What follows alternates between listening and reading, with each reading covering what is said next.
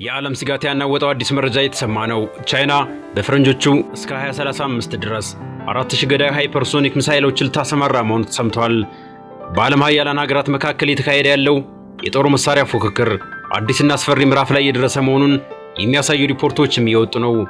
የዓለም አቀፍ ስትራቴጂክ ጥናትና ምርምር ተቋም የአሜሪካ የስለላ ድርጅቶችን ዋቢ በማድረግ ባወጣው መካከለኛ ትንበያ መሰረት በፈረንጆቹ በ2035 ቻይና አስደናቂና እጅግ አስፈሪ የሆኑ 4000 ሃይፐርሶኒክ ወይንም ደግሞ ከድምጽ ፍጥነት በላይ የሚምዘገዘጉ ሚሳኤሎችን ልታስታጥቅ የምትችል ሲሆን በዚህ ተመሳሳይ ወቅትም የሩሲያ ሃይፐርሶኒክ ሚሳኤል ክምችት ወደ 1000 ሊጠጋ እንደሚችልም ተዘግቧል። በአሁኑ ወቅት ታዲያ ቻይና ወደ 600 የሚጠጉ የሃይፐርሶኒክ ሚሳኤሎች ያሏት ሲሆን ሩሲያ ደግሞ ከ200 እስከ 300 የሚደርሱ ይዛለች። ይህ ማለት ታዲያ በሚቀጥሉት 10 ዓመታት ውስጥ የቻይና ይዞታ ከ6 እጥፍ በላይ ሲያድግ የሩሲያ ደግሞ በ4 እጥፍ ገደማ ይጨምራል እንደማለት ነው።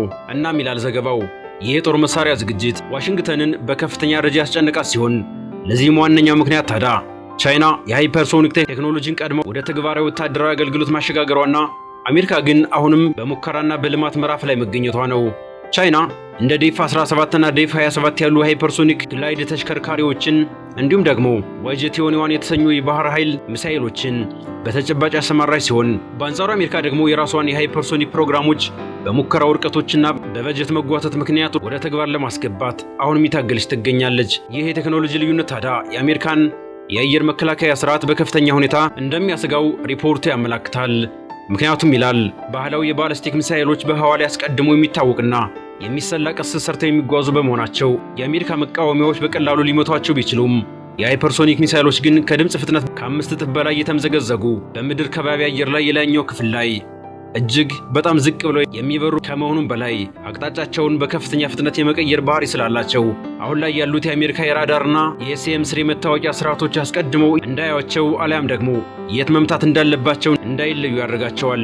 ይህ ማለት ታዲያ ቻይና ያሏት ሚሳኤሎች በ10 ሺዎች በሚቆጠሩ ቶኖች የሚመዝኑትን የአሜሪካ ግዙፍ የአውሮፕላን ተሸካሚ መርከቦችና በፓሲፊክ ውቅያኖስ ላይ ያሉትን እንደ ጓም ያሉ የአሜሪካ ወታደራዊ ካምፖች ያለምንም ከልካይ በጥቂት ደቂቃዎች ውስጥ የማውደም አቅም ያላቸው ሲሆን ይህም ደግሞ አሜሪካ በታይዋን ወሽመጥ ውስጥ አሊያም ደግሞ በደቡብ ቻይና ባህር ላይ ግጭት ቢነሳ በቀላሉ ጣልቃ እንዳትገባ እጇን የሚያስርባት ዋነኛ ስጋት ይሆናል ይላል።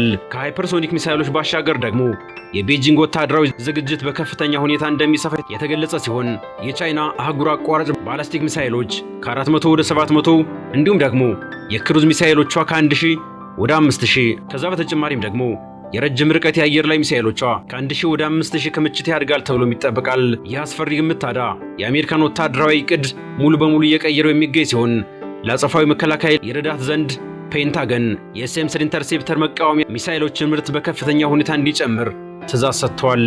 በተጨማሪም አሜሪካ በሺዎች የሚቆጠሩ የክሩዝና አዳዲስ ሃይፐርሶኒክ ሚሳኤሎችን ለመግዛት ወስናለችም ተብሏል።